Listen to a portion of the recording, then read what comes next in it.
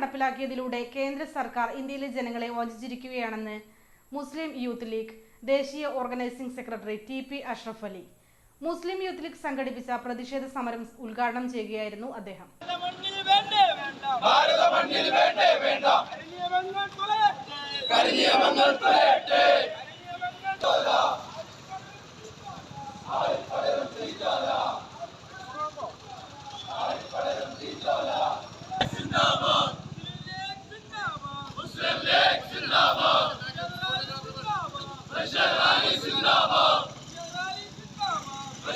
Youth League municipal president CP Sadiq അധ്യക്ഷനായിരുന്നു. ചടങ്ങിൽ general secretary Zubair Moozhikkal സ്വാഗതം പറഞ്ഞു. Municipal Muslim League general secretary PK Bava, ജില്ലാ മുസ്ലിം യൂത്ത് ലീഗ് ഉപാധ്യക്ഷൻ NK അഫ്സൽ റഹ്മാൻ, മണ്ഡലം Muslim League secretary Haris Amyan, മണ്ഡലം Youth League general secretary Shafi Kadengal, Sameer Kapoor, Eastern Saleem, Shebin Kalappadan, Rasheed Kalambadi, Jaseel Paramban, Suhail സദ് Paramban, വാളൻ Razak, CK Abdurahman, Sajeer Kalappadan തുടങ്ങിയവരും സംബന്ധിച്ചു.